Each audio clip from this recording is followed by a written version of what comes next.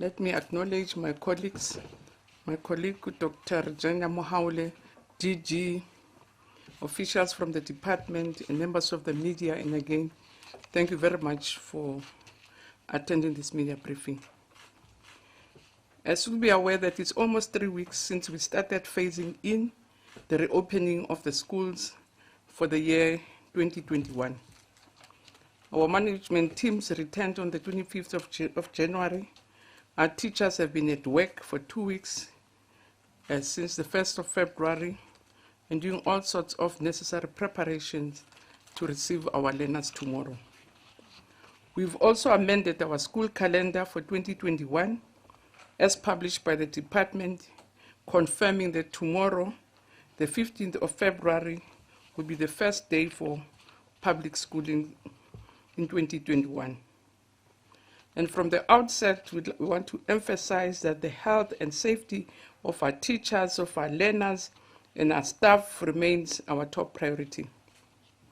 So we've issued consolidated directives, which we gazetted on the 12th of February this year. So in those consolidated directions, we do emphasize the critical importance of vigilance and strict adherence to the health and safety protocols in order to save lives. And these directions have also been distributed to schools for implementation.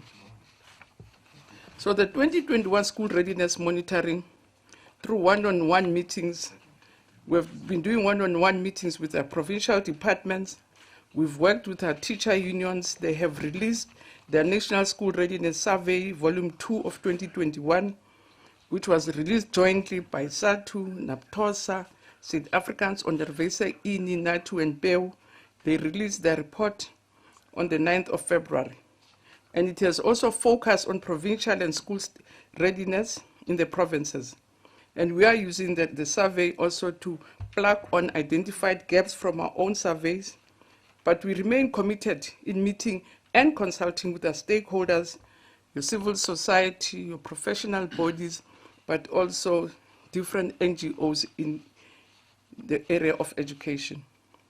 Our monitoring tool has been focusing on health and safety, on school admissions, on learner dropout, provision of teachers, provision of LTSM, curriculum management and assessment, the rollout of ICTs, communication and technologies, and our work on the school nutrition program, on infrastructure delivery with special focus on water sanitation, but there's now a new focus on schools that have been storm damaged during the rainy season, and also inaccessible roads that we've also had reports on learner transport and safety. So, Chair or Elijah will request the DG to give more details on the topics that I've raised so that I don't take too long. We also want to announce that as a sector, we were very privileged to be allocated almost 290,000 young people who have been employed on contract as education assistants and general school assistants. And these young people have been employed in our schools in the sector to respond to the President's fiscal stimulus package, which he announced in April 2020. And as education, we call this initiative the Basic Education Employment Initiative. And it seeks to address COVID-19 related academic disruptions, as well as providing assistance in dealing with lingering systematic challenges. And another key component of this BEEI is to provide support to workers negatively and directly impacted by the COVID-19 pandemic. We will also go public because I don't think we'll be able to give you more details about the work areas on this subject. But the portion of the 7 billion allocated to this program is targeting also at saving SGB funded posts in public schools and government subsidized independent schools. I think we've been allocated more than 2 billion to assist your government subsidized schools and also the SGB funded posts to make sure that schools that are not receiving the usual allocation because of parents who are unable to pay fees, teachers that don't lose their work. We are working hard to ensure that the delayed payments of some of these young people are addressed immediately. And the impact of coronavirus continues to be felt in the basic education sector. Again, we will be posting the full report, Elijah, because I'm not sure if we'll be able to go through all the details. So we'll be posting on our website to illustrate what are the impacts of this virus on our work, which is quite saddening in some instances. But the latest available figures indicate that 1,169 educators have passed away as a result of COVID-19. This year alone, up to Friday, the 12th of February, the number of deceased educators stands at 159. Just between, as I say, December and now, in January, we've lost almost 159 educators. And while non-teaching staff that passed also during this period is 69. And this is really heartbreaking as we convey our sincere condolences to the affected families. The other point that we'll be quickly referring to in the DG's presentations about school admissions, I didn't tell you, DG, for some reason, my phone number was on the parliamentary website. And I was not even a switchboard, but a call center. Right through, some will even phone as 527 to say, let's get her before she even starts the day. So it is an area which shows that parents are very desperate in some instances. And again, we'll give the figures. We've requested our provinces also to hold their press briefings to update parents about backlogs on school admissions, because, as I said, those calls showed me that parents are getting restless and desperate when they don't have confirmation for admissions. So we know that provinces have made good progress, but there are still more than 16,117 learners that are still awaiting spaces. And that's why, as I say, parents were even calling, Googling, picking up any number, and making sure that they press that their kids be allocated to schools or the admissions be confirmed. The other area that we want to speak about is around that as a department, we have a draft revised school admission policy for public comment, and we'd like to invite the public to also send their submissions. The policy focuses on the right and obligation of parents, and which is very critical. Hence, we're imploring the public to submit its comments to the department by the 12th of March this year. The other issue also which has been bothering parents about the school fee. And one of the questions frequently asked is around the payment of school fees during COVID-19. I said COVID, I said right. I almost said COVID-19 pandemic. I have to be sure that I read it right. So it is important to clarify this matter, because there are two types of public schools in the country, the fee-paying schools and the no-fee-paying schools.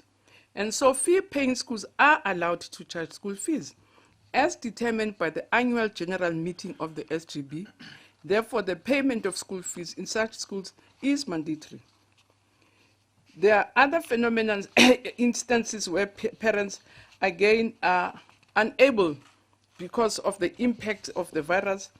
And we are saying, because this decision is taken by school governing bodies, they should make representations to the school to make sure that the necessary procedures and protocols are followed. Yeah.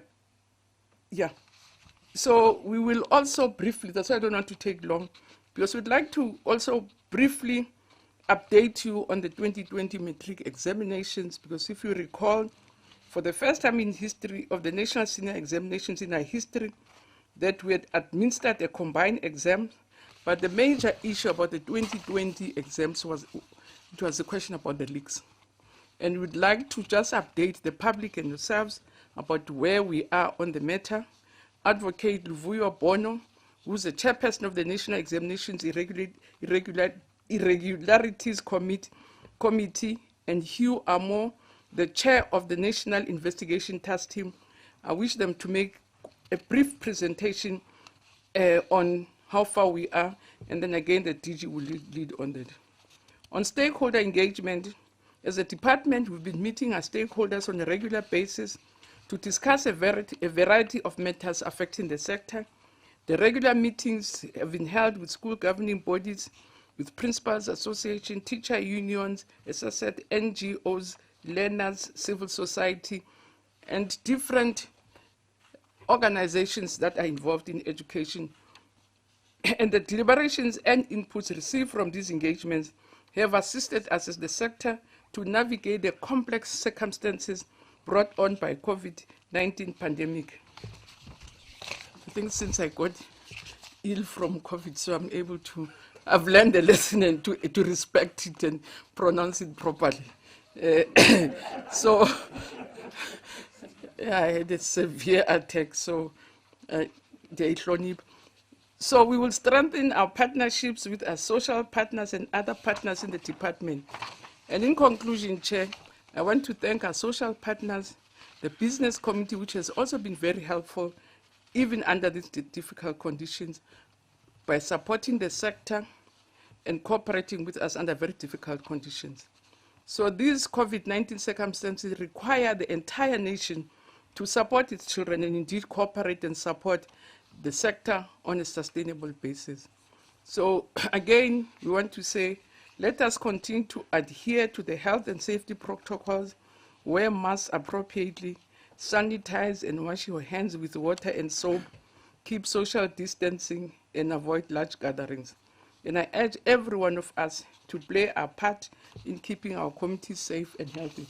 So Elijah, let me just step off quickly so that I can give a chance to these other two presentations. But thank you very much.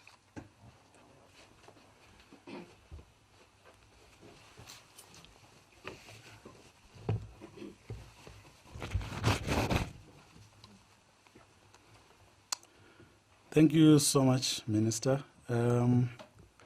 We are now going to a presentation by the Director General on the state of readiness. I am going to start the presentation. Please come help us with the sanitizing again. DG, the presentation is ready.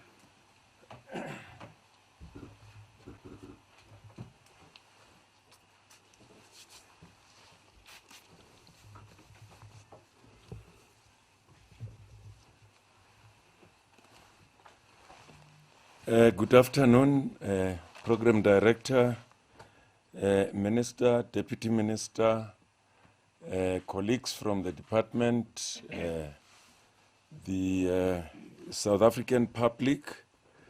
I'm going to quickly go through just the highlights of the areas of the state of readiness. I must indicate that we collect this data every week. We have one-on-one meetings with individual provinces. We started even before the arrival of the school principals on the 25th of January. We'll continue with that. The 5 teacher unions also commissioned a survey, which is extremely useful. They've given us the second updated survey. I received it yesterday. We've shared it with the entire sector, shared it with Minister, Deputy Minister, MECs, heads of education in all the 9 provinces. It's important because it helps to plug on the gaps that we identify from the information that we're collecting. I'm going to try and spend just a few minutes on this so that I don't take much of your time. I would like us to spend more time in the presentation that's going to follow. The introduction is just to reflect what the WHO is saying about the impact of school closure. It's well known to all of us. It has its own social ills, such as unwanted early pregnancies, learners losing the opportunity to acquire skills and competencies that they need, as well as opportunities for vocational education. But apart from that, services that are provided through schools, such as the National School Nutrition Program. I'll say a little bit about that during the course of this. The next one is just to characterize the year that was 2020, extraordinary year.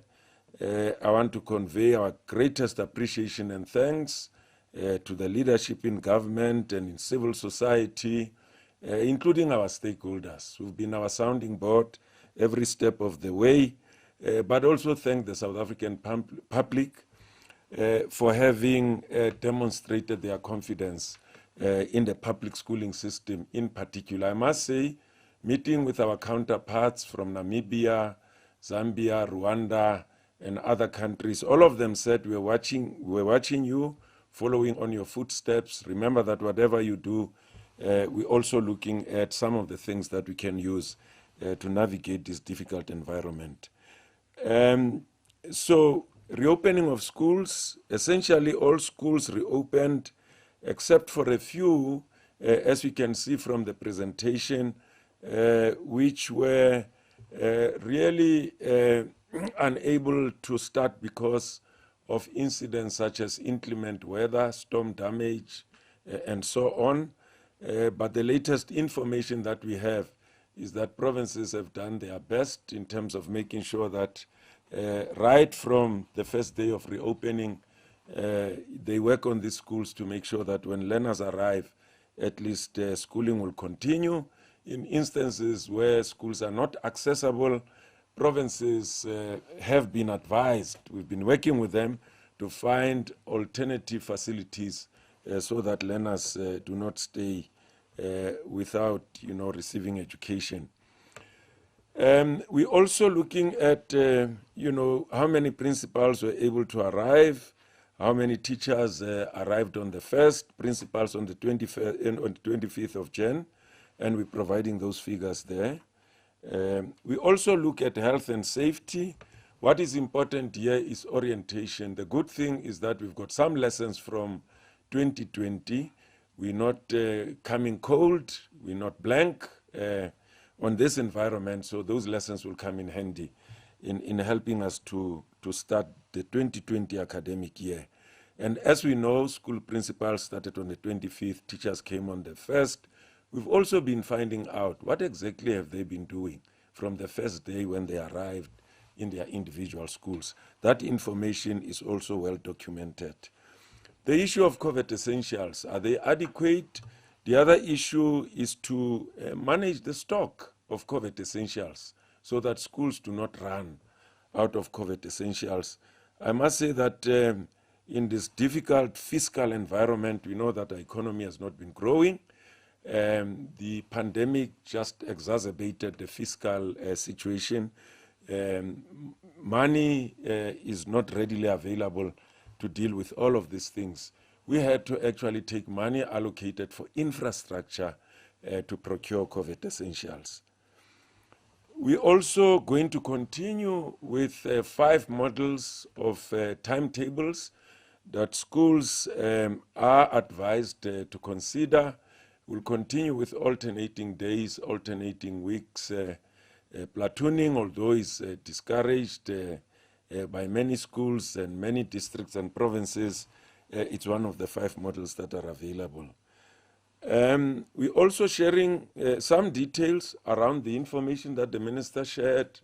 We've been hard hit by the pandemic, particularly starting from the month of November, culminating to December, right in the middle of the storm of the second wave up to January.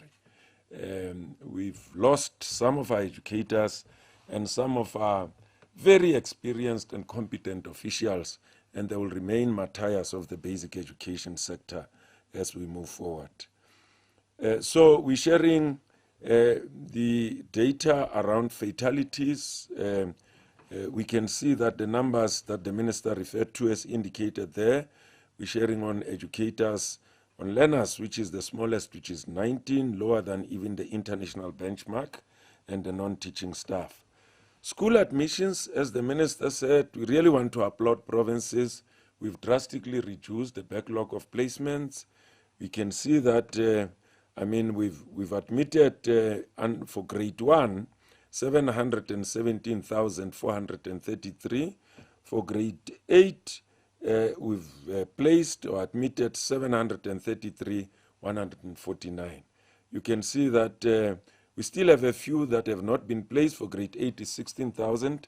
For grade 1, which is drastically low compared to previous years, it's about 8,000, and we'll be looking for placing all of them in a week or two.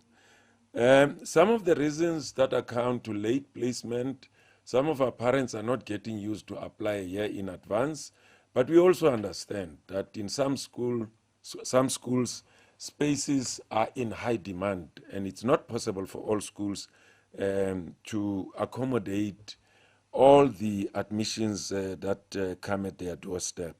But I must applaud provinces for having reduced this number of learners who are not placed. Dropout rate is another area of concern. So the Back to School campaign, driven by the QLTC, working with our social partners, they are driving that area. Teacher provisioning, all schools have received their school post-establishment, and that is actually finalized around the month of September, October. And we can confirm that all the 9 provinces have afforded all our schools posts that they require. Where there are changes beginning of schooling, schools and provinces and districts know what to do. Teachers with comorbidities, provinces have made arrangements as well, which place a huge financial demand on provinces. But so far, we've been able to battle with this and cope with it. We'll be meeting with teacher unions because the resolution that existed expired when we moved to alert level 1. So we have a circular that regulates the current dispensation as an interim measure. We're looking at meeting at the ELRC to look at whether we will come up with a resolution to take us forward. LTSM, most provinces use the just-on-time principle to deliver because you know that many of our schools are vandalized, and some of these items are items that are taken away when people break into our schools and even take food items and so on. So they've taken just-on-time delivering when principals arrived, because learners would arrive on the 15th. So stationery has been delivered.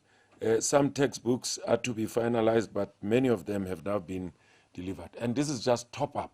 We're not providing textbooks afresh to every learner. We're just dealing with shortages in the system.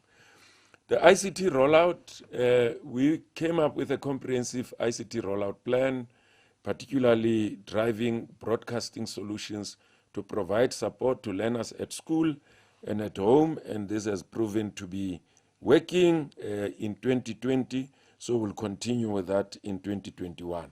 National School Nutrition Program, just to share some data of even learners who've been receiving feeding ever since principals and school management teams arrived on the 25th. We're sharing that data, and of course, more and more learners will benefit from this as they start schooling tomorrow.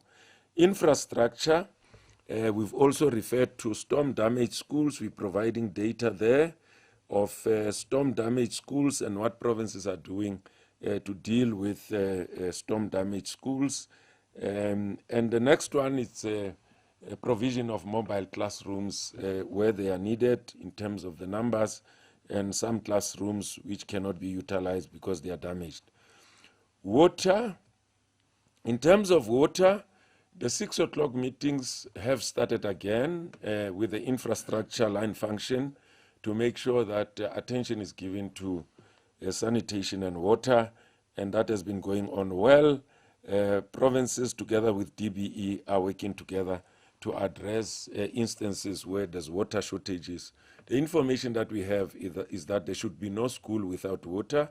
There should be some form of either tankering in providing water or working with municipalities to increase water pressure because those are some of the challenges. Learner transport, our provision for learner transport, we provide 80 to 85% of learners who are in need, given the financial resources that are available. And we are giving figures. You can see that the supply and demand, the gap has been narrowed over time. It has been drastically narrowed there. School vandalism, we're giving figures there. 1,724 of our schools got vandalized over the festive season. More often than not, when schools are closed, then the rate of vandalism goes up. Hostel facilities, they've been audited as well, whether they'll be able to comply with physical and social distancing. We're giving you the figures there, those who comply, those who don't comply, alternative measures are being employed. Learners or schools for learners with special education needs, we've also been auditing, provision such as assistive devices, therapeutic services. The long closure of schools impact on these learners profoundly. Many of them don't get to access these services, and that slows their development and their well-being. And we're happy that they are coming back and will be able to get all these services back. And as I've said, we are meeting regularly with Association of School Governing Bodies, professional bodies, which includes professional bodies that represent schools for learners with special education needs. Psychosocial services, which is the last one, program director. It's a major area for us. The demand has been huge for SMT members, for teachers. Then the demand is going to be even higher for learners as learners return, having been traumatized by the fact that they would have lost a loved one, they would have also been infected and so on, they would have lost a teacher. So we're working with NGOs. We've also brought in online services that will come in handy to provide for this. We're also working with faith-based organizations because they are very good in this area. So we're going to keep monitoring this and make sure that the necessary support is provided. Thank you very much for indulging me.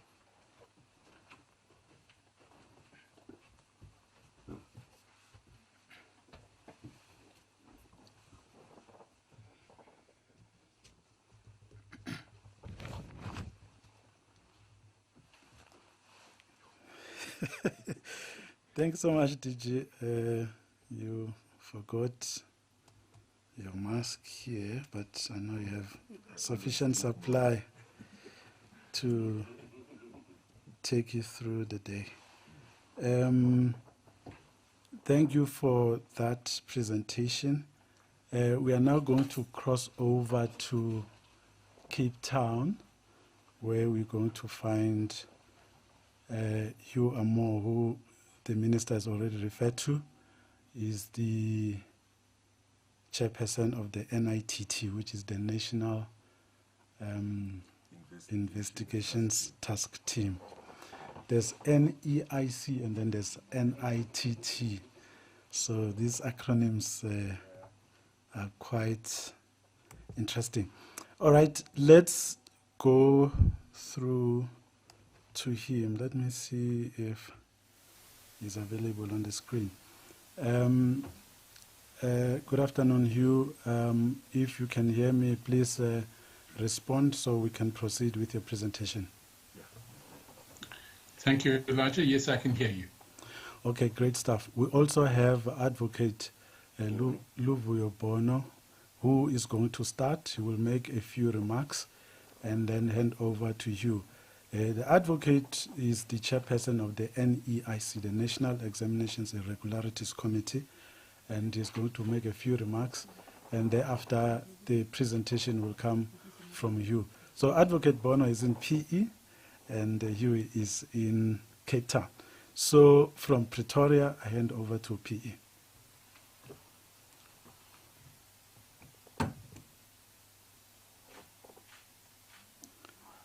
Advocate, please unmute. Thank you, Mr. Mshanga. And good afternoon to the Minister, the Deputy Minister, the DG, and members of the media.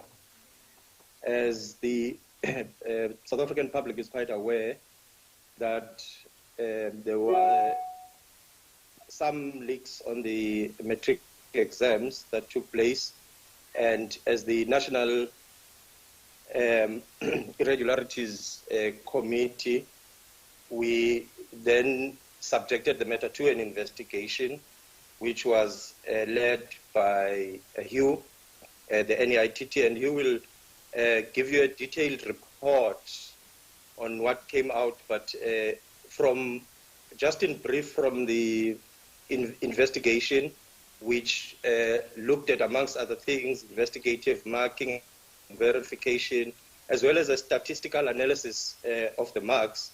The report, which you are going to be taken through, was brought to us as the NEIC, and we looked at it, and we looked at the findings, particularly around the fact that what appeared from the investigation was that the candidates had in fact shown that they had done the work individually, and that there was no evidence of collusion, and that the leaks had really came out or spread through a WhatsApp message. And based on the evidence that had been collected through the investigation, a recommendation on the basis that the 2020 combined exams were not compromised, which we accepted and we are happy with, and presented to the department at large, both at HEDCOM and CM level, to support the fact that we are quite happy with the report and the outcome thereof. But as I have indicated, Hugh Amor, who was the head of the investigation, will then take you through the report in detail, and I'm sure you'd be given an opportunity to ask questions. Thank you, Mr. Mhlanga. Mr. Amor, over to you. Thank you. Elijah, are you going to flight the presentation? Yes, I will.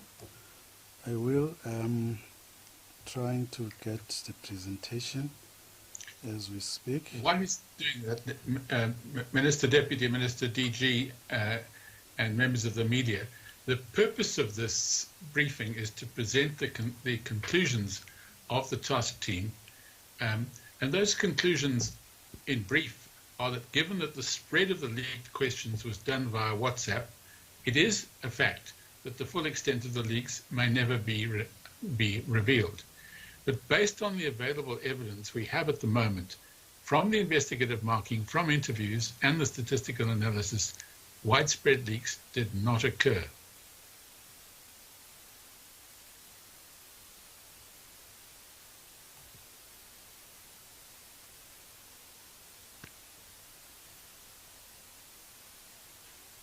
Elijah, would you like me to try? Yeah, we can proceed. We are projecting the presentation. I hope you can see it. I can't see it, but if you tell me which slide we're on. We are on purpose. Okay. The purpose I've just explained, and I want to go on from there to the introduction. And the point that I think needs to be made here is that the National Senior Certificate is a flagship qualification. It's critical at the exit from schooling at grade 12, and therefore it's critical that its integrity and credibility is maintained.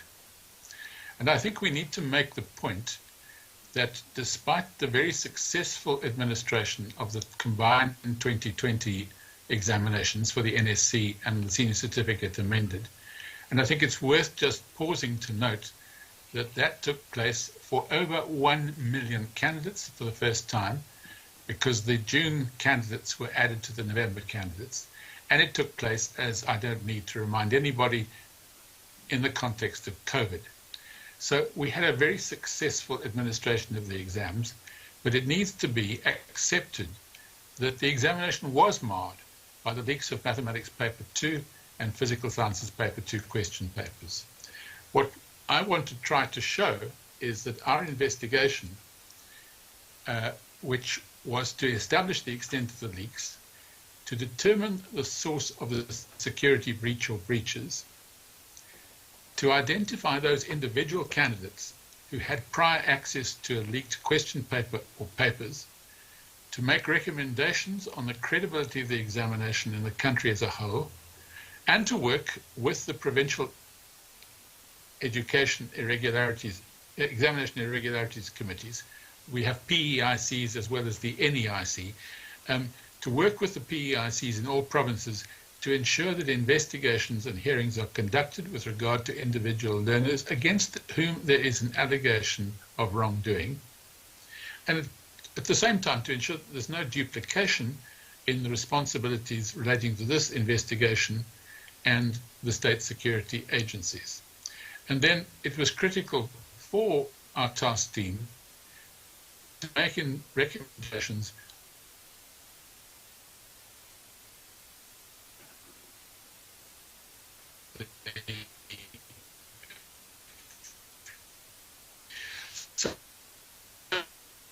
in order to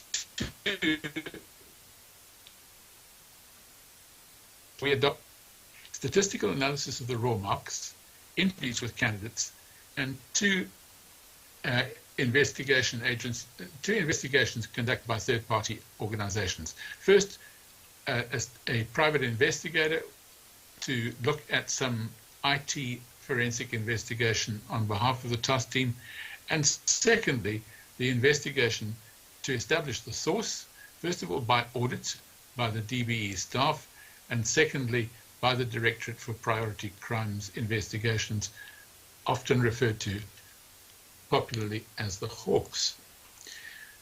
Now, what leaked and what was done? And I think that this is the beginning of what one needs to understand about this process. Well, the first reports on a suspect led to two sources of information. First of all, from a printer contracted by one province who has been arrested, who has appeared in court, and who has been remanded for further hearing in March, that he had in his possession question papers, including the second mathematics paper, in other words, paper 2 for mathematics.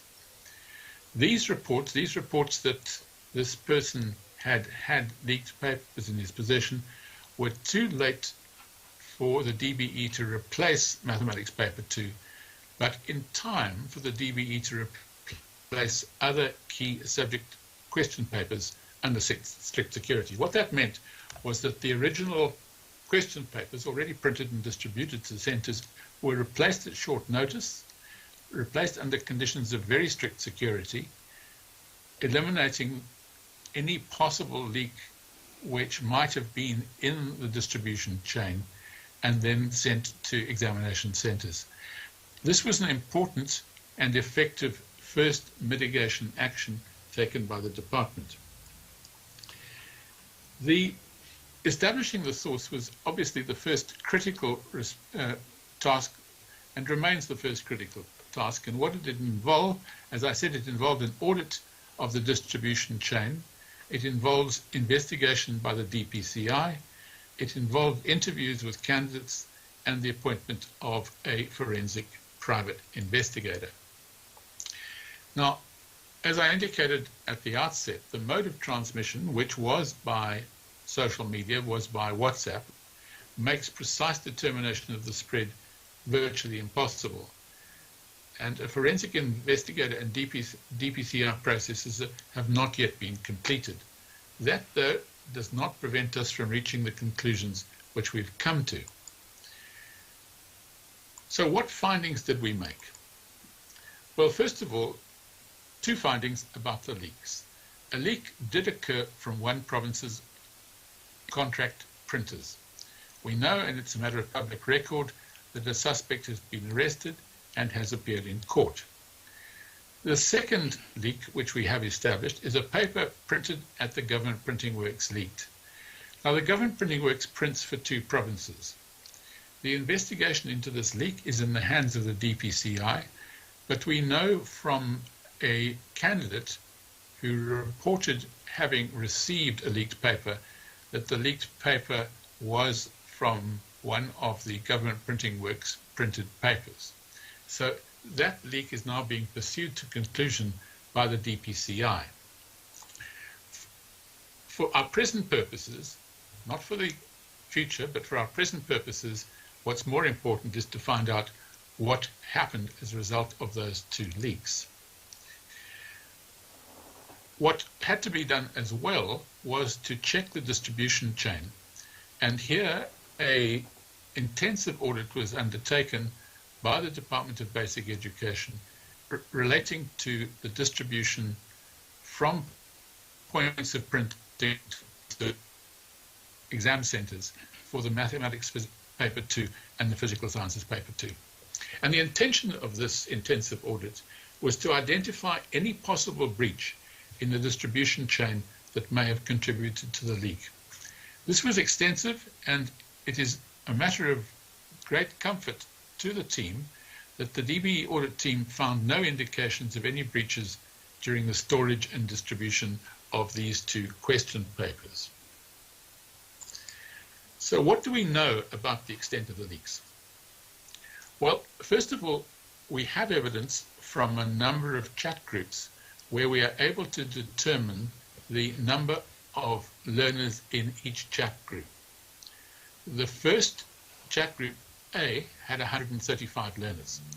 And in this case, we know because we have interviewed the person who sent material to this chat group that what was sent to this chat group was 2 sub-questions worth 5 marks each.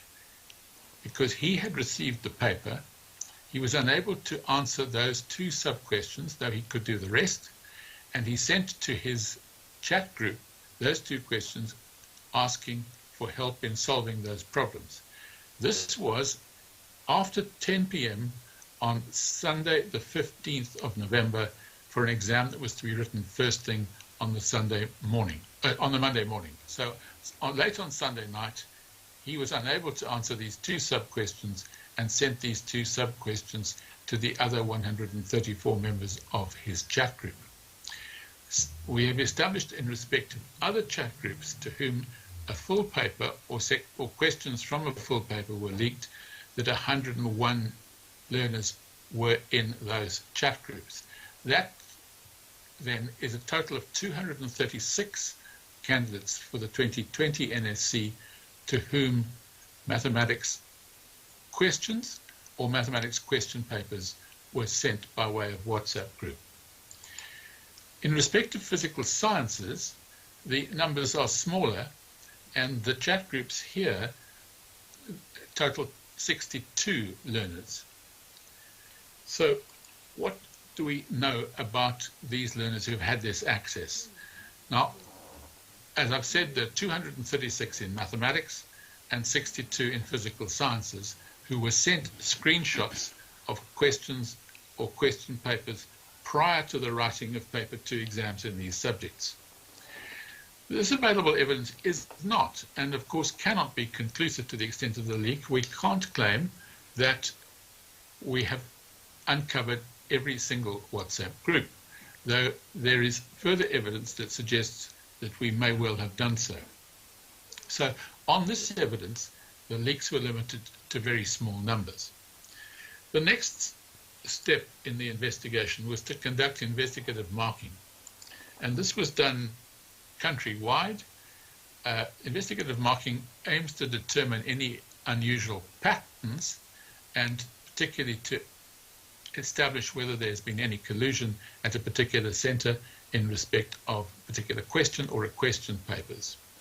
And for mathematics, where the more intensive investigative marking took place, this involved 116 exam centres and 5,612 candidates. In respect of physical sciences, it involved 17 centres and 473. Now, the findings of this investigative marking, most scripts showed investigative marking. The scores of the WhatsApp group, and I should have mentioned beforehand that that WhatsApp group of 135 learners to whom the one learner sent 2 sub-questions is a talent group identified for particular special coaching because they are high achievers. The scores of the WhatsApp group were high, as expected, and we know that these learners had access. By access, I mean they were sent screenshots of paper 2 questions, question 6.2 and 6.4. We do, of course, and we have looked at what having been sent the screenshots meant, and the evidence is very clear that on the claims of the candidates, and they have been interviewed, on the claims of the candidates, very few of those 134 had opened the WhatsApp message before the exam. And that is understandable. This was sent late on the Sunday night for an exam first thing on the Monday morning. And while some people may be addicted to their cell phones, not all learners are. And what was important is that there was no evidence found through this investigative marking of collusion amongst the candidates. This was subject to verification. This investigative marking was subject to verification by a team from the DBE of people belonging to specific groups, and the headlines from that verification are clear that no evidence was found to suggest that these candidates benefited from prior access, if they had it, to the question paper or sub-questions. The suspect candidates, and what I mean by suspect candidates is those candidates to whom a screenshot was sent. We know that they were sent, and in many cases the candidates concerned claim that they had not opened that post before, and in some cases there is cell phone evidence to prove that. There were specific candidates who presented evidence of performance in the whole of the investigative marking group that need further investigation, but this was not group related, and that investigation is taking place independently because it's not linked to the leaks of these papers. The next important task was to subject the results to statistical analysis. And the purpose of this was to determine whether there was any pattern that indicated unusual performance in Maths Paper 2 or in Physical Sciences Paper 2. Given that the leaks related to these two question papers, we were confident that if there had been widespread leaks, it would be apparent through a process of statistical analysis. And what we did in order to try to give us confidence on this, and particularly confidence in respect of any pattern that we might or might not observe, is that this statistical analysis was done on the results not just of 2020, but on the results of the 4 preceding years, 2016 to 2019. And simply to give you an indication of what the cohort sizes were, and the statistical analysis was confined to the full-time candidates in each of these subjects. You'll see from the chart that the 2020 numbers, though smaller than the highest number in 2016, in both mathematics and in physical science, are of the same order of magnitude. 232,000 full-time candidates for mathematics compared to a high of 265 in 2016 and a low of 221,000 in 2019. And similarly, in physical science, the number of 173,000 in 2020 was lower than the high of 193,000 in 2015, but higher than the low of 164,000 in 2019. So what did we do in relation to the statistical analysis? The purpose was to try to determine whether there was an unusual pattern in relation to paper 2 results. So what we did is we took the paper 1 and paper 2 raw marks of full-time candidates. We took the difference, in other words, the mark obtained in paper 2 less the mark in paper 1, and that was computed for each candidate for the years 2016 to 2020. And distribution curves of the differences were plotted on the same axes for 2016 to 2020 to see how the different years compared against each other. And what was done here in order to try to establish a statistical pattern was to take a simple linear regression using paper 2 marks less paper 1 marks, computing the standardized residual for each candidate. In other words, the standardized residual from the expected mark that from paper 2 given the performance in paper 1, plot that standardized residual against the candidate's paper 1 marks. And this would highlight any candidates who performed poorly in the paper 1 mark but who achieved an unusually high mark in the paper 2 examination. And we identified all candidates whose standardized residuals were greater than 3 in order that we would look at those that were statistically relevant.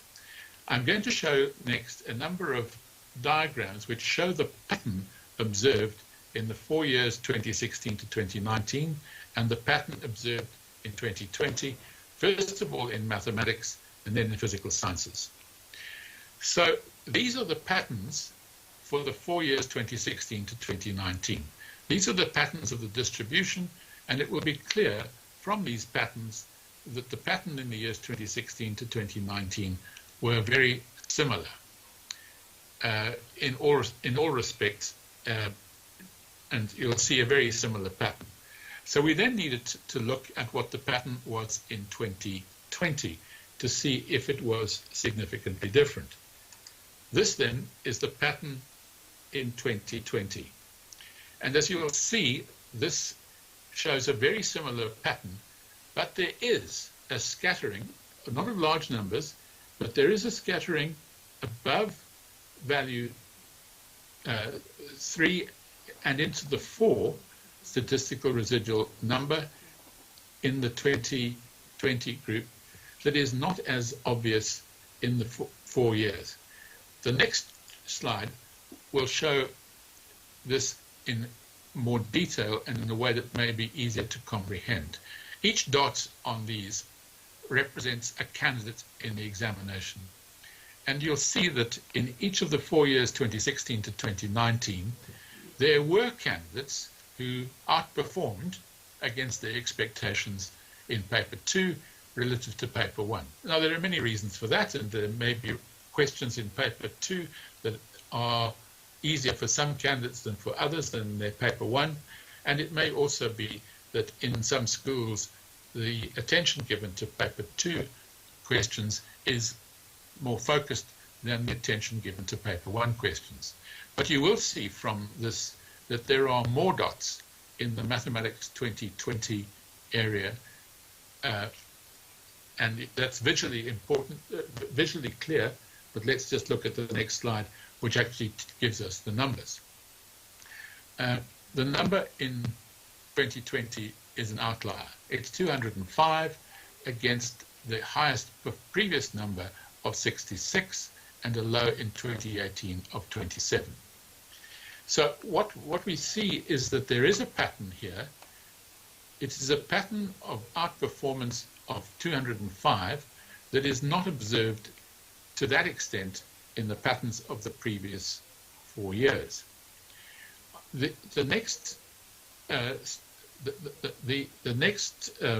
slide that we wanted to look at was what happened to the 175 full-time candidates in mathematics. Of that 236, the 175 who were sent a question or question paper, what was their performance?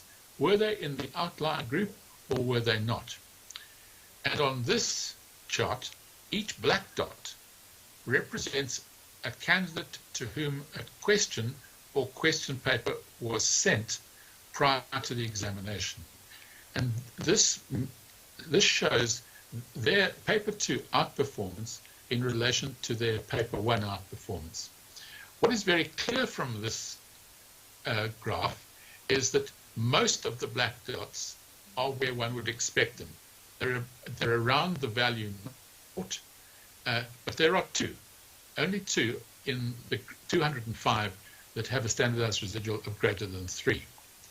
So it would appear from this that to the extent that those 175 learners of the 236 to whom this paper was sent, who are full-time candidates who are doing mathematics, that the actual outperformance is only observed in respect of 2 candidates. For the rest, they performed as they would have been expected to perform given the paper 1 results. So when we compare the annual standardized results, the trend is very much the same, except, of course, as you will have seen in the case of 2020, where there is a higher concentration of outliers beyond a value of 3 and higher. But when I say it's a higher concentration of outliers, that higher concentration is limited to 205 out of 232,000 candidates.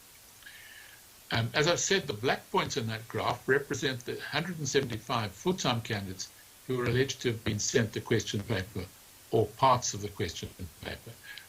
For shorthand, we've referred to those as the suspects in this report. And the overlap is only 2 candidates. What's also important is to look at the mean standardized residual for this 175, and the mean standardized residual for this group is minus 0.1, a small negative number. And what this means is that suspects obtained paper 2 marks which were very slightly lower than what might have expected from their paper 1 marks. And this value is so close to 0 that one can infer that the 175 suspects, and again I qualify the term suspects, performed as well as one might have expected, whether they had or did not have prior access to the leaked papers. We then look at the same patterns for physical sciences, and I'll go through these briefly, but here are the 4 years 2016 to 2019, and again it will be observed that the patterns are similar in each of the 4 years. There's no unexpected difference in each of those 4 years when compares the paper 2 and paper 1 performance of candidates in those years. What then was the case in 2020?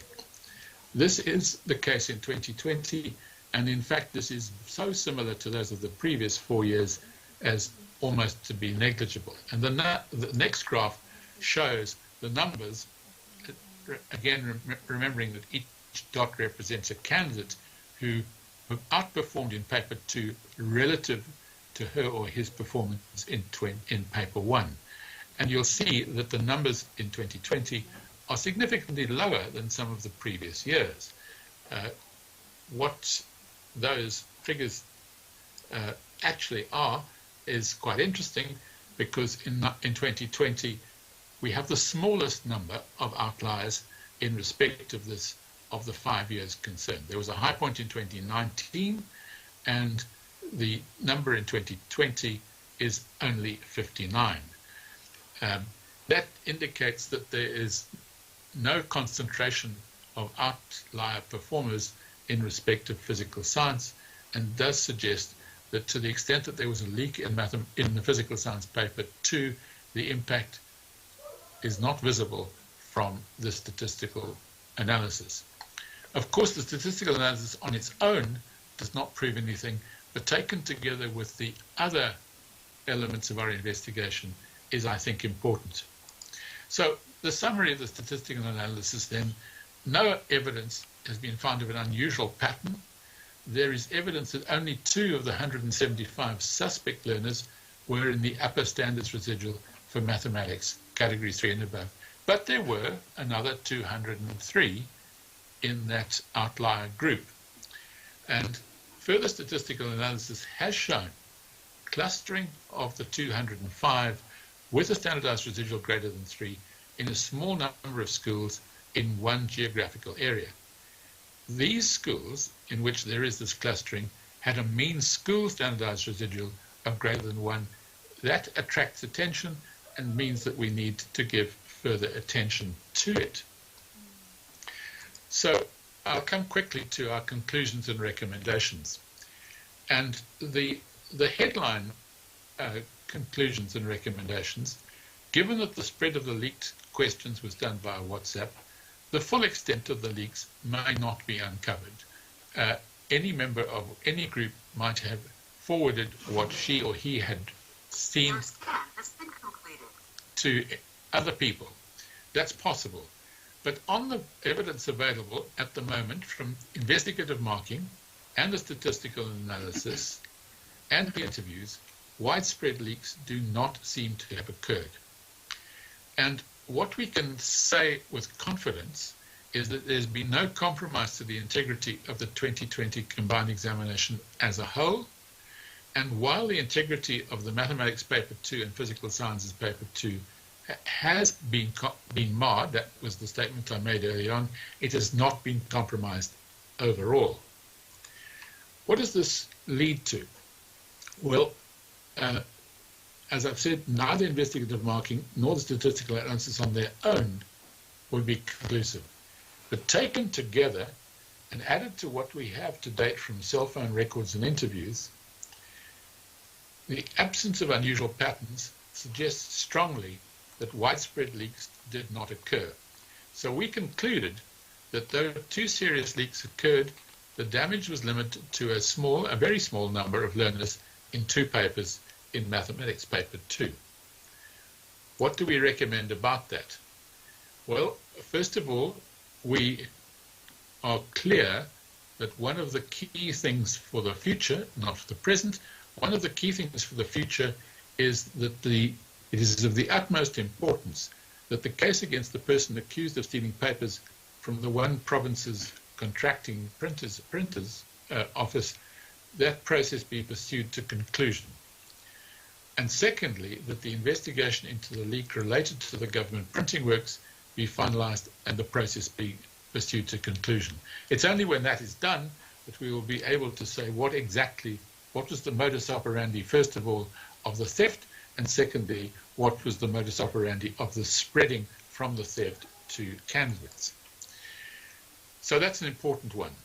Then we have made recommendations in respect of all the implicated candidates and how they should be managed. Now, there are 5 categories of what we refer to as implicated candidates. First of all, there are the candidates who are a recipient, and often probably an unwitting recipient, of the WhatsApp message concerned. And as I've said earlier, some of these did, and some of these may have opened those WhatsApp messages prior to the exam writing, but certainly some of them, and we don't know whether that's the majority, but it may well be the majority, did not do so. There are 236 such candidates. So these are unwitting recipients, and this group A excludes those in those WhatsApp groups whom we know to have been spreaders. In other words, people who sent the questions to their WhatsApp group, or having received them, sent them on to others knowing that they were exam questions. They're excluded from group A. Secondly, there are the candidates where the statistical evidence suggests that performance in paper 2 relative to paper 1 makes him or her an outlier. And there are 205 such candidates, 2 of whom are in group A, so they're excluded. Thirdly, then there are where a candidate is implicated in that he or she was sent a question paper by the WhatsApp group, and the statistical evidence suggests that performance in paper 2 relative makes him or her an outlier.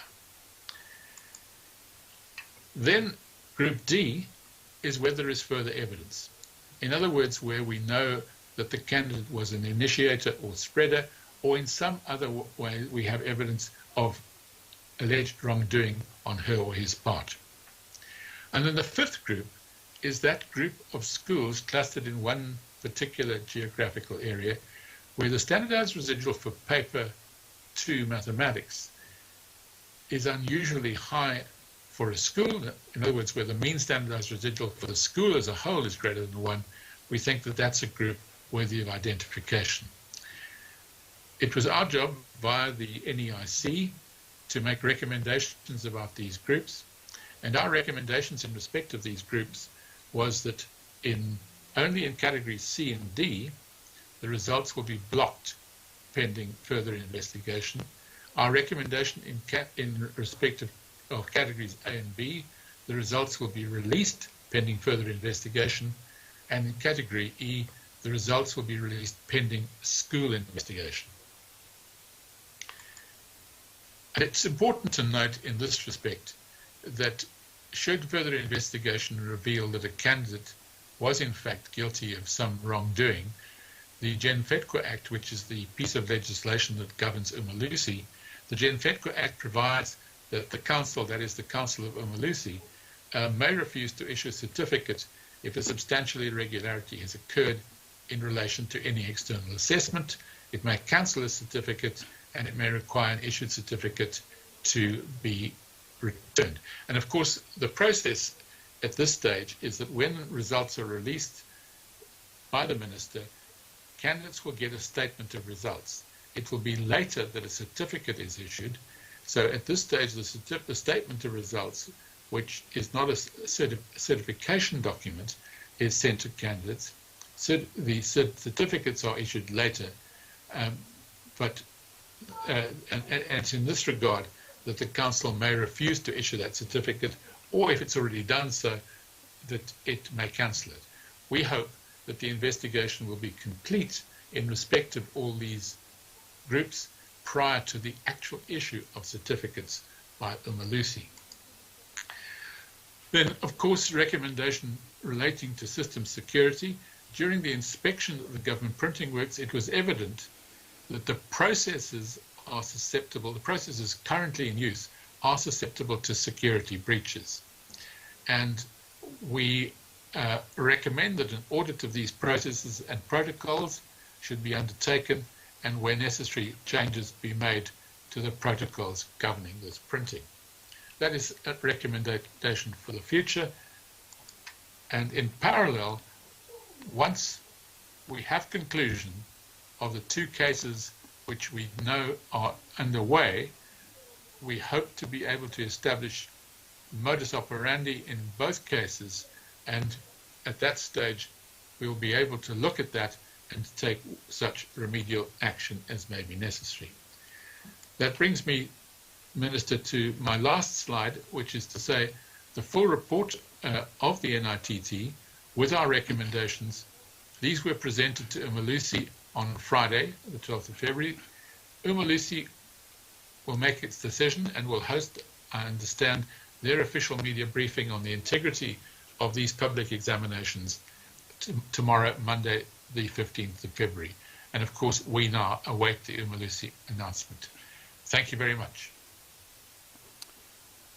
Thank you very much, Mr. Amor, for that detailed presentation. We really appreciate it. And we are glad that your network was able to stand for the entire duration of the presentation. Thank you so much to also Advocate Bono, who is part of this process, and we really appreciate the work that has been done. Colleagues, I'm now going to allow for questions to be asked. I know some of them might have already come through on the WhatsApp line. I'm going to ask colleagues on the WhatsApp line. In fact, let's start there so that we get through those questions. I did indicate earlier that there was a lot to get through this afternoon, and I'm sure the the colleagues might have seen already that we've gone through like quite a bit of information. So the questions might just be as many. But TK, let me come to you in terms of the questions on the WhatsApp line. Takelan. Thanks, Mr. Mhlanga. Good afternoon to everyone. Our first question is coming from Geoff Hill from the Washington Times. He said, Minister, you mentioned the problem of learner dropout, and at the end of 2020, there were instances of orphans and children whose IDs had been lost within the Home Affairs system, allegedly being denied a chance to write matric at state schools. And he said, I have personally investigated one of these allegations. Could you please let us know what the official policy of government is on this matter? And we have Thais Kiba from the Platinum Northwest TV and Brothers Times, and the question is, what is the plan for the Department of Basic Education regarding schools that are and will be affected by floods and heavy rains, especially in the rural provinces like the Northwest. And Mr. Mhlanga, we have a couple of questions here from Mahlaku Komane from the SABC News. And I think there are 5 questions, which are the last from what I have. Let's go through them. Yes, and the first one from Mahlaku is, what is the plan for the placement of these 25,099 grade 1 and 8 learners? Have the provinces given commitments in terms of dates when all learners will be placed? And number 2, also Limpopo and Western Cape have the bigger number in terms of unplaced learners. What are the challenges in these provinces according to what they are telling you? Number 3, Limpopo and KZN account for the majority of the deceased educators. How will these provinces fill these vacancies, considering that it is challenging to attract educators to the rural provinces? Number 4, according to the presentation, 22 Northwest schools don't have water. When will this be resolved? And the last question from Matlaku, which will also be last overall from my side. 18 schools in Mpumalanga and 42 schools in Limpopo failed to open due to storm challenges. What will happen to learners in those schools on Monday? Thanks. All right, great stuff. Thank you for those questions. I'm not sure if there's any questions in the room. I'm seeing 2 hands, not more. That's good. It means that there's not a lot of people in the room, so we are adhering to the regulations. Please introduce yourself and then get through to your question. Tsopoma Afi from ENCA. I just want to find out the dropout rate. What are we currently sitting on in that regard? And the vandalized schools, how many of those have been fixed, including the ones that Mahlaku has now mentioned that were damaged by the storms in various provinces? Thank you. Thank you. China from Newsroom Africa. Just clarity on the attendance of learners. Will it be a full going back? There will be no designated days. Can the Minister please explain that? And lastly, just Minister, it's a day before the schools start. Why was this briefing so late? Okay. I'm going to ask the Minister to go first. Can you answer for me? Yeah, I'm Minister. The protocols, there's that camera there that we must look at. I hope, please assist.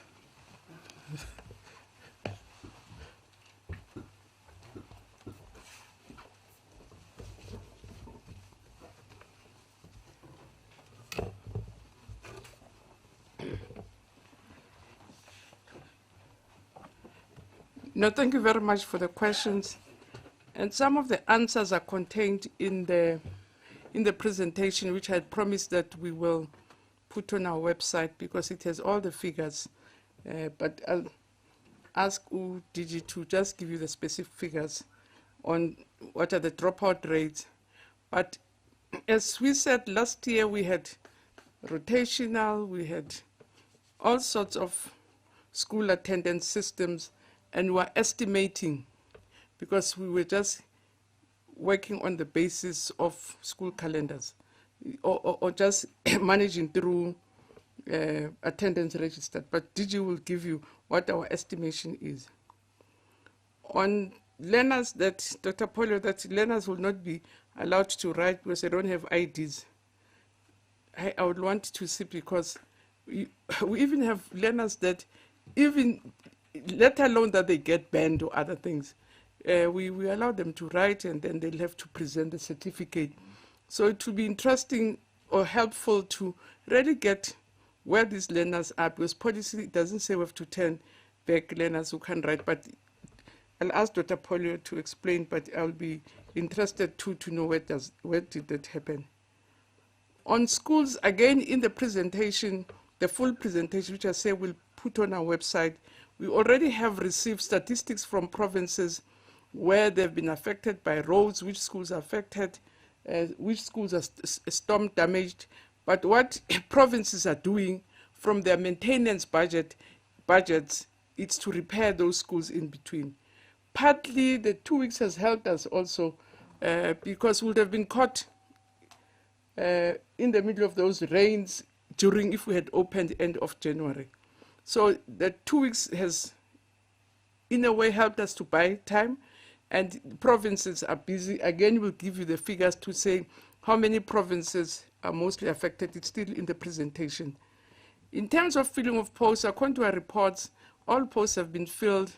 It may be difficult to attract people in rural areas, but we are in a very fortunate situation where we have an oversupply of young people who are looking for posts in the education sector. So we still have also a number of learners that we had given bursaries through Funza Lushaga that we've not been able to place because there are no posts. So the reports that we got is that all schools have received their post provisioning.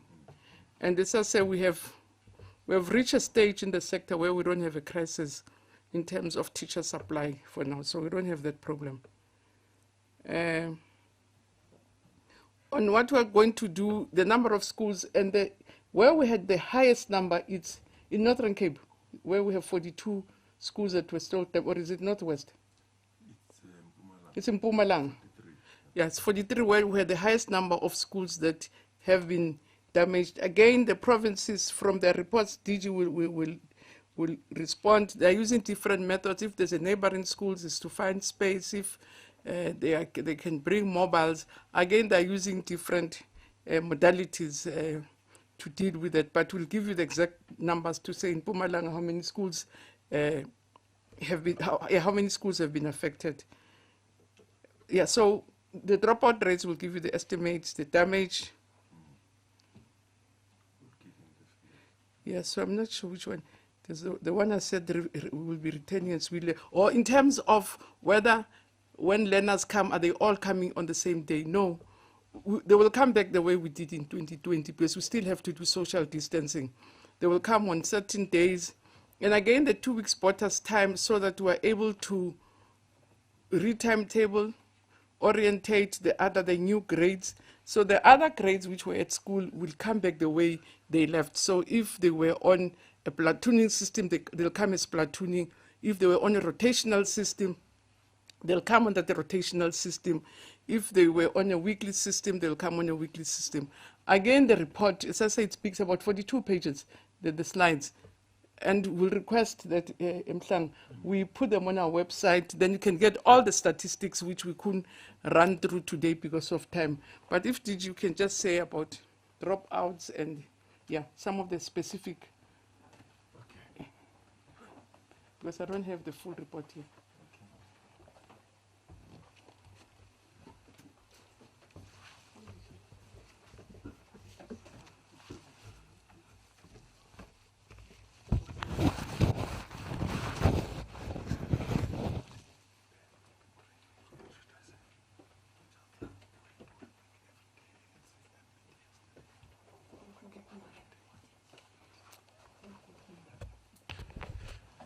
Oh, thank you very much, Minister, and thank you, colleagues from the media, for your comments and questions. Did you don't forget to, I forgot this other one, but why are we reporting so late?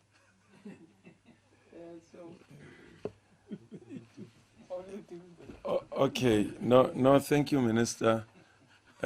Maybe to say that we had a similar briefing towards the end of the year on the state of readiness, Minister.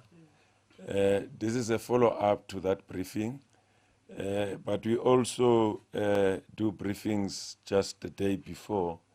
But remember that schools didn't reopen are not going to reopen on the 15th. Schools reopened on the 25th. The principals and the rest of the school management teams reported on the 25th, and then the teachers reported on the 1st of June. So that's the explanation. I'm sure Mr. Mhlanga can provide more information there. But we do share information on a regular basis with the media, and that culminates to a briefing such as this one. Dropout rate, the estimate was between 10 and 15% last year. But please bear this in mind. We allowed parents who, out of fear and anxiety, that they could keep their children at home. We also have home education in South Africa. Some parents would have opted for home education. We also made provision for online or virtual schooling through the school that the learner would be registered in or by a private provider. So we had made provision for 5 categories of avenues. We will only get a sense of the real accurate figures when learners come back in 2021. We do believe that the 10 to 15%, our dropout rate is usually between 10 and 12% from the study that was conducted by the National Dynamic Study, which indicated that is between 10 and 12%. For last year, we estimated between 10 and 15%, but we'll verify those figures as learners start to arrive from tomorrow. And then about plans to replace teachers, indeed you are right. Your analysis is spot on, Motshekga, that Limpopo and KZN accounts for the highest number of fatalities. You are indeed spot on. Part of what included in the presentation are responses from provinces on how they are going to fill these vacant posts which happen as a result of natural attrition. But the minister also emphasized the fact that what is in the presentation as well is approved school post establishments. Schools have posts where they can appoint. Once you've got an approved school staff establishment approved by the province, sent to a school, it means you can recruit based on the number of posts made available to you. In this presentation also, we asked questions such as, how are you filling vacant posts? As the minister said, we have a number of unplaced Funza Lushaka graduates. And these graduates have been funded by government. So they are available. We also have data of unemployed educators. And such educators could be people who would have, trained or qualified through their own funding. We do have many of those. We take those into account as well. And we also have other entities that teach SA that we are working with. They are helping us to provide, details of educators who are available, who are unemployed, who could be employed. So we're doing that. Storm damaged schools, maybe let me assume that you don't know. Government doesn't insure its properties because it's not cost effective to do so. So there is no an insurance to cover, acts of God, so to speak, or natural phenomenons. Government doesn't do that. It's not cost effective. What usually happens, if there's a natural disaster, an area is declared to be an area that would fall within the scope of natural disaster, like in the Northern Cape. The John Taule Gaitsewe district has been declared an area that qualifies to be a natural disaster area. The provincial and national government then put heads together to provide the requisite intervention to obviate the difficulties that people who are in such natural disasters would find themselves in. It happened with the Northern Cape. It's been declared. I'm not sure what's going to happen to other areas, because in some areas it's inaccessibility of roads, as the minister said. In Mpumalanga you had such schools. In the Northwest you had such schools. And if the provincial administration is able to deal with them, you don't need to declare them disaster areas. 22 schools in the northwest without water. Next to that number, if you go to the extreme column, it says we are tankering. We have provided water tanks, and there are trucks that are providing water to those schools. Vandalized schools, we have the number here, and as we said, we'll provide the entire presentation to you. We'll put it on the website as well. I think that's all. Mr. Mhlanga, I'm not sure whether there's anything that I left out. Timelines, we've put in timelines also here, and provinces have committed themselves in terms of specific timelines. That's the detail that is in the presentation as well. Thank you. But on exam policies of learners who don't have IDs, Dr. Paul? Oh, I'm sure Dr. Pulia can speak to that, but as the minister said, no learner would be disallowed to sit for exams because they don't have an identity document. So ID documents do not preclude learners from sitting for exams or even from attending school. Thank you. Dr. Pulia, you can come if you want to.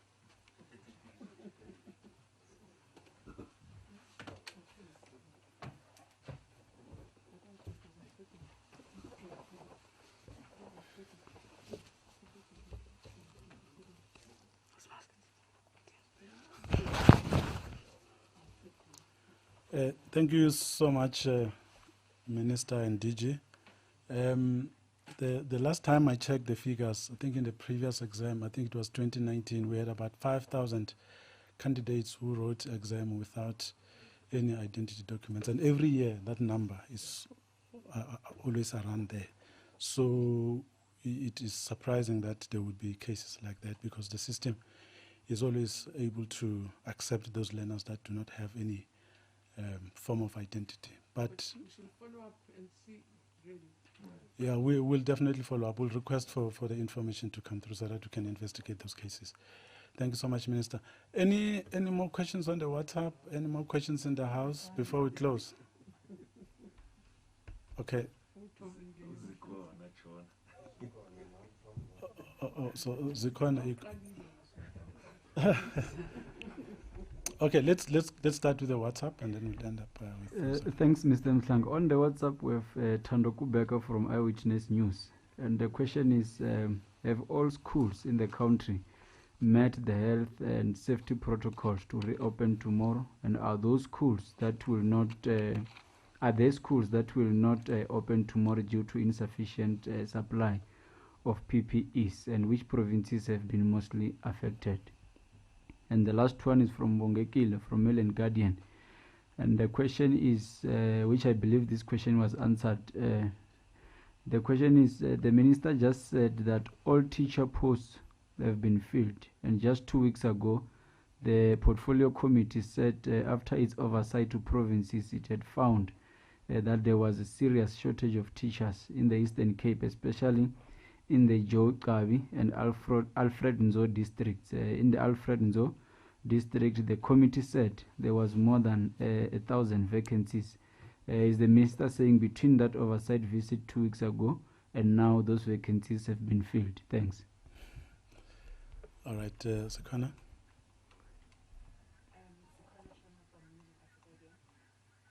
First question is on data. Last year I interviewed several pupils who had challenges with data, because now communication with teachers is happening via WhatsApp. What is the department going to do to address the issue of pupils and accessing data? All right. Okay. Okay. DG. Okay, Minister. All right. Thank you.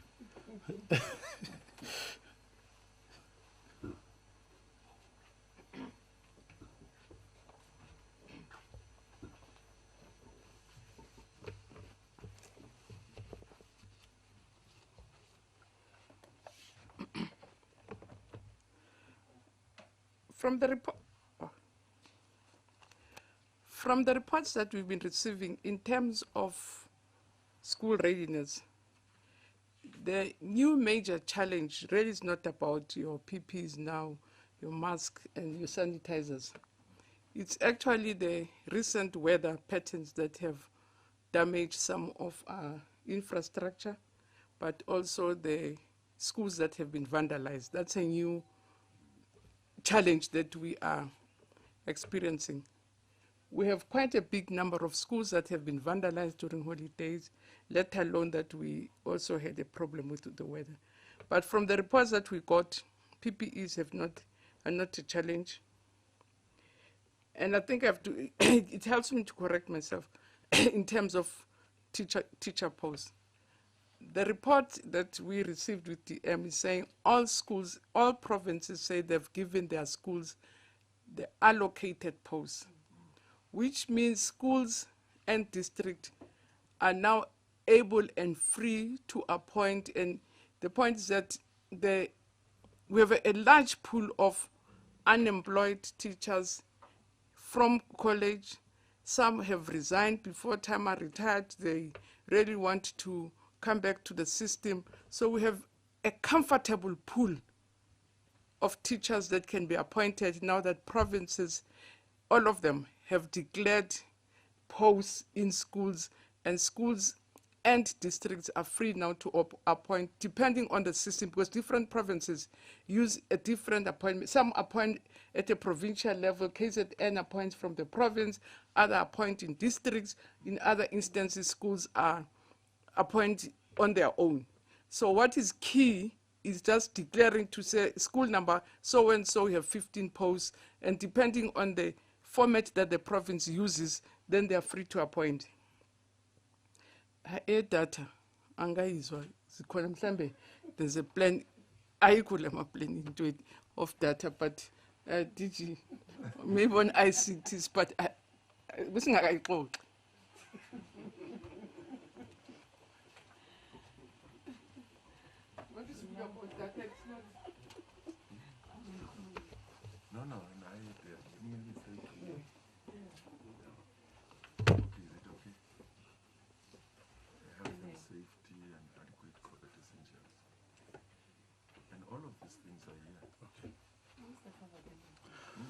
Okay, colleagues, thank you so much, Minister.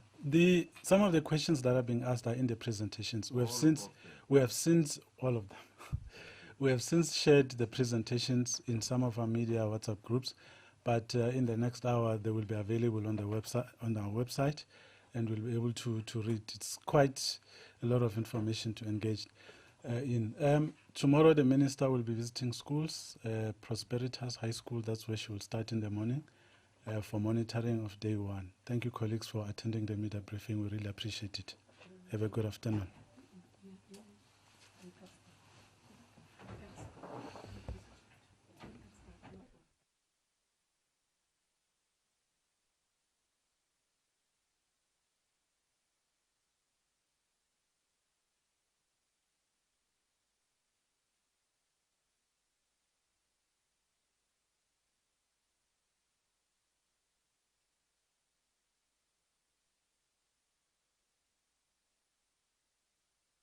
Schooling for public schools for 2021. She spoke about the safety and health being the top priority, sticking to adherence to protocols, all to be implemented. School readiness survey was also released, also mentioning the fact that 200,000 young people have been employed by the department, and also sadly mentioning 159 deceased educators from December up to January. That is that number, 159 educators. And then, of course, that report on leaked question papers from the matric papers of last year, which was indeed investigated. And what was said there is that widespread leaks did not occur. And what did happen, and of course we'll report on what happened due to those leaks. So of course intensive audit going into that report. We'll bring you more as we analyze and assess more on what was said during that conversation after the short break. Do stay with us here on SABC News.